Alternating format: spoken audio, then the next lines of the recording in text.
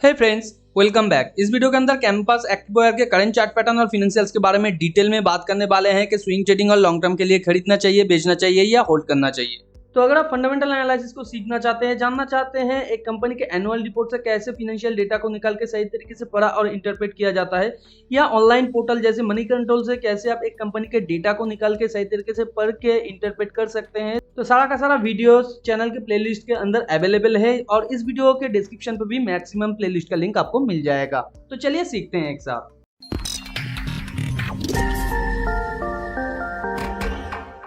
जैसे कि स्क्रीन पे देख पा रहे हैं, कैंपस का ये वन डे का चार्ट है। वन डे के चार्ट में ये लगातार एक बुल ट्रेंड के अंदर था। हालांकि ये एक बुल चैनल का फॉर्मेशन था और इससे पहले अगर ये चार्ट का फॉर्मेशन होता तो यहाँ पे शायद इसका फर्स्ट लेग क्रिएट हो गया था, इसलिए यहाँ पे सेकंड लेग इसने क्रिएट करने के बाद यहाँ पे फर्स्ट टाइम ये बुल चैनल को ब्रेक किया। ब्रेक करने के बाद लगातार ये नीचे आने की कोशिश किया है और यहाँ पे ये एक वेज के फॉर्मेशन से भी नीचे आया है, जहाँ पे ये था इसका फर्स्ट लेग, यहाँ पे सेकंड और यहाँ पे थर्ड।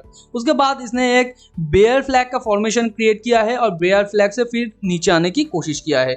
हालांकि फर्दर अगर इसका मूव और थोड़ा सा एनालाइज किया जाए तो यहाँ पे एक स्पाइक एंड चैनल का भी फॉर्मेशन है, जहाँ पे यहाँ से यहाँ तक का इसका स्पाइक था और यहाँ पे चैनल के थ्रू ये नीचे फ्लोट कर रहा था। और यहाँ पे करेंटली अगर आप देखें तो ये एक बिग वेज का भी फॉर्मेशन है। यहाँ पे मल्टीपल जो फॉर्मेशन है, ये मैं सिर्फ आप लोगों को समझाने की कोशिश कर रहा हूं कि आने वाले टाइम पे कितना प्रोबेबिलिटी इसका बनेगा या कहां तक का प्राइस आप टारगेट रख सकते हैं। तो यहाँ पे वेज का बिग वेज का फॉर्मेशन का स्टार्ट यहाँ से होता है। ये था इसका फर्स्ट स्पाइक, यहाँ पे सेकंड और यहाँ पे करेंटली थर्ड स्पाइक क्रिएट करने की फिराद में ये है। तो यहाँ पे स्पाइक एंड चैनल का फॉर्मेशन अगर आप जानते हैं तो आप जानते हैं यहाँ पे एक स्पाइक होता है, उसके बाद चैनल के थ्रू शेयर प्राइस ऊपर मूव करता है अगर वो एक बुल स्पाइक एंड चैनल होता है तो उसके बाद फर्दर शेयर प्राइस थोड़ा सा नीचे आने की कोशिश करता है और ये चैनल के टॉप के आसपास आके फर्दर ये बाउंस करता है या फर्दर नीचे जाने की कोशिश करता है। इसका नेक्स्ट जो टारगेट होता है ये जो चैनल का बॉटम पॉइंट है यहाँ तक, और इसके बाद भी ये थोड़ा सा ऊपर जाने की कोशिश करता है, या अगर ओवरऑल मार्केट या इसका चार्ट पैटर्न बेयरिश रहता है तो फर्दर ये नीचे भी जा सकता है और इसका नेक्स्ट टारगेट ये बॉटम तक होता है, यानी यहाँ तक होता है। ये एक बेयर स्पाइक एंड चैनल के केस है। तो आने वाला टाइम पे एक्चुअली ये कौन सा फॉर्मेशन क्रिएट कर रहा है वो हम लोगों को ये जो चार्ट पैटर्न है ये कंप्लीट होने के बाद ही पता चलता है। उससे पहले हम लोगों को सिर्फ प्रोबेबिलिटी दिखाई देता है। तो यहाँ पे करंट सिचुएशन में अगर आपके पास कंपनी का शेयर स्विंग पोजीशन के लिए है तो यहाँ पे किस तरीके से आपको ट्रेड को मैनेज करना चाहिए, तो सिंपली यहाँ पे आप देख सकते हैं कंपनी का शेयर प्राइस बहुत दिनों से एक ट्रेडिंग रेंज के अंदर था और यहाँ पे करेंटली इसने ब्रेकआउट करने की कोशिश किया है। तो ब्रेकआउट के बाद जनरली थोड़ा सा पुल बैक करता है। तो जैसे कि आप यहाँ पे देख सकते हैं, यहाँ से इसने ब्रेकआउट किया है, थोड़ा सा पुल बैक करने की कोशिश किया है, यहाँ से भी इसने ब्रेकआउट किया है, पुल बैक करने की कोशिश किया है। हालांकि इसका जो पिछले टाइम का लो पॉइंट था यहाँ तक, तो यहाँ से ब्रेकआउट करने के बाद इसने अच्छा खासा पुल बैक दिया था और यहाँ पे लॉन्ग टाइम के लिए ये कंसोलिडेशन के बाद फिर नीचे आने की कोशिश कर रहा है। और यहाँ पे जो तीसरा लेग ये बनाने की कोशिश कर रहा है, ये इसका लास्ट लेग हो सकता है। तो इसी के बेसिस पे यहाँ पे आप देख सकते हैं कंपनी का शेयर प्राइस यहाँ से जो ब्रेकआउट दिया है, यहाँ से यहाँ तक का जो फॉर्मेशन है या प्राइस मूवमेंट है उतना ही अगर हम लोग नीचे मान लेते हैं तो करेंटली आपके लिए जो यहाँ पे स्टॉप लॉस बन सकता है 235 के आसपास। हालांकि इसका प्राइस फॉर्मेशन 235 से थोड़ा ऊपर होता है, तो कंजर्वेटिव वे से 235 एक राउंड नंबर होता है, इसलिए हम लोग इसे ही एक स्टॉप लॉस मान लेते हैं या एक स्ट्रॉन्ग सपोर्ट पॉइंट मान लेते हैं। और इस पॉइंट से अगर ये ऊपर जाने का कोशिश करता है और फिर नीचे आके डबल बॉटम क्रिएट करके फिर ऊपर जाने की कोशिश करता है, तो इसके लिए फर्स्ट जो यहाँ पे रेजिस्टेंस मिलेगा 290 टू 305 के आसपास, जो कि है यहाँ से यहाँ तक का पॉइंट। उसके बाद जो इसे रेजिस्टेंस मिलेगा ये जो टॉप पॉइंट है यहाँ से यहाँ तक का, यानी 315 टू 325 के आसपास। और फर्दर ये शेयर प्राइस और भी ऊपर जा सकता है अगर ओवरऑल मार्केट कंडीशन और इसका एक अच्छा खासा बुल रिवर्सल का पैटर्न क्रिएट होता है। तो यहाँ पे सिंपली अगर आपके पास कंपनी का शेयर है अभी तक, तो यहाँ पे बहुत पहले तो आपको निकल जाना चाहिए था, क्योंकि बहुत पहले यानी कि करीबन 7 मंथ पहले मैंने वीडियो बनाया था जब शेयर प्राइस इसका यहाँ पे था। तब मैंने यहाँ पे आपको स्विंग पोजीशन का कॉल भी दिया था और आपको यहाँ पे स्विंग पोजीशन का टारगेट भी हिट हो गया था। और तब मैंने बताया था यहाँ पे किस तरीके से आपको पोजीशन लेना है। जब ये ऊपर इस पॉइंट को तोड़ के यहाँ पे कंसोलिडेशन के बाद फिर ऊपर जाने की कोशिश करेगा, तब यहाँ पे आपको पोजीशन लेना है। अगर ये ऊपर जाके सस्टेन नहीं करता है तो फर्दर इसका शेयर प्राइस और भी नीचे आ सकता है। एंड यहाँ पे आप देख सकते हैं करीबन 8 महीने तक इसका शेयर प्राइस लगातार नीचे आने की कोशिश भी किया है और यहाँ पे अभी तक इसने बॉटम क्रिएट नहीं किया है। हालांकि ये बॉटम से ब्रेकआउट किया है, तो ये ब्रेकआउट फेल हो सकता है आने वाले टाइम पे। तो यहाँ पे सिंपली आप कंपनी के प्राइस एक्शन के ऊपर क्लोजली मॉनिटर करते रहिए। जब भी ये मेजर मूव कंप्लीट करके ऊपर एक हाई मोमेंटम के साथ जाने की कोशिश करेगा इस बेयर चैनल को तोड़ के, फिर थोड़ा सा नीचे आके फिर ये ऊपर जाने की कोशिश करेगा प्रीवियस स्विंग हाई पॉइंट को तोड़ के, तो यहाँ पे आप बाय कर सकते हैं और आपको स्टार्टिंग से थोड़ा सा प्रॉफिट देखने को मिल जाएगा।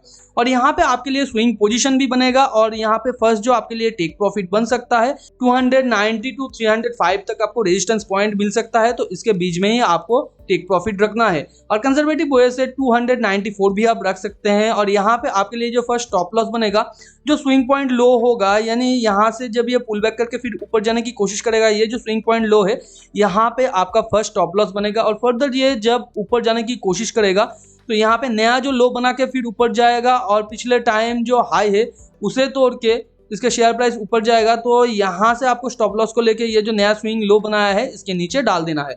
इस तरीके से जब जब ये शेयर प्राइस ऊपर जाता रहेगा आप इसे टेल करते रहेंगे।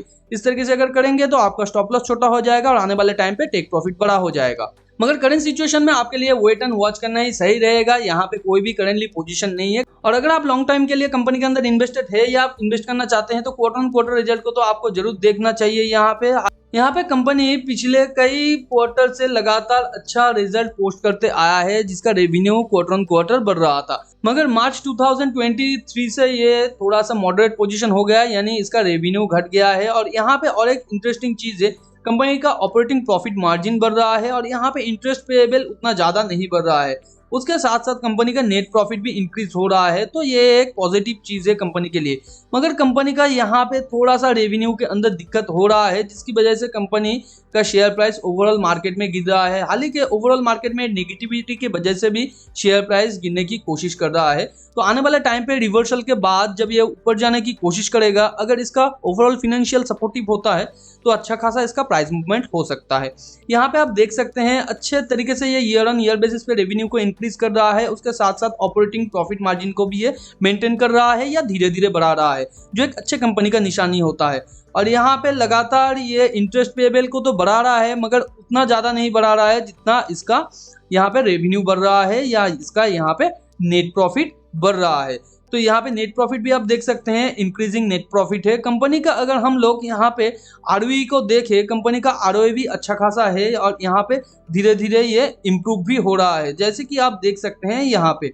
और कंपनी का अगर हम लोग डेट टू इक्विटी देखें तो यहाँ पे डेट टू इक्विटी धीरे धीरे घट रहा है, तो ये और एक पॉजिटिव चीज है, यानी लॉन्ग टर्म डेट कंपनी का घट रहा है। तो एज पर फाइनेंशियल कंपनी के अंदर अगर आप लॉन्ग टाइम के लिए इन्वेस्टेड हैं या नया इन्वेस्ट करना चाहते हैं तो बिल्कुल आप इन्वेस्टेड रह सकते हैं या नया पोजीशन भी क्रिएट कर सकते हैं। मगर यहाँ पे कंपनी के फंडामेंटल को आपको समझना चाहिए, क्योंकि अगर कंपनी का फंडामेंटल आपको समझ में नहीं आता है तो फ्यूचर में यह कितना अर्निंग कर सकता है या फ्यूचर ग्रोथ इसका कितना हो सकता है वो आपको समझ में नहीं आएगा। और कौन से टाइम पे कंपनी के शेयर से आपको एग्जिट करना है वो भी आपको समझ में नहीं आएगा, तो आपको बहुत बड़ा लॉस भी हो सकता है। तो यहाँ पे फंडामेंटल को समझना बहुत ज्यादा इंपॉर्टेंट हो जाता है और टेक्निकल के बेसिस पे थोड़ा सा वेट एंड वॉच करना ही आपके लिए सही रहेगा। जब कंपनी का शेयर प्राइस अपने 2 लेग फॉर्मेशन को कंप्लीट करके या 3 लेग फॉर्मेशन को कंप्लीट करके एक हाई मोमेंटम के साथ ऊपर जाने की कोशिश करेगा, फिर थोड़ा सा पुल बैक करके हायर डबल बॉटम क्रिएट करेगा या लोअर डबल बॉटम क्रिएट करने के बाद ऊपर जाने की कोशिश करेगा फिर से, तब आप अगर खरीदते हैं तो यहाँ पे आपको स्टार्टिंग से थोड़ा प्रॉफिट देखने को मिलेगा। तो इस तरीके का एनालिसिस अगर आप क्विकली चाहते हैं तो टेलीग्राम चैनल को ज्वाइन करके रखिए, क्योंकि सडनली अगर कोई भी अपॉर्चुनिटी इमर्ज होता है तो वहां पे ही पहले अपडेट दिया जाता है, क्योंकि वीडियो बनाना बहुत ज्यादा टाइम कंज्यूमिंग हो जाता है। टेलीग्राम चैनल का लिंक नीचे डिस्क्रिप्शन पे दिया हुआ है, आप जाके ज्वाइन करके रखिए। मिलते हैं अगले वीडियो पर, तब तक के लिए अपना बहुत ज्यादा ध्यान रखिए। Thanks for watching and happy investing.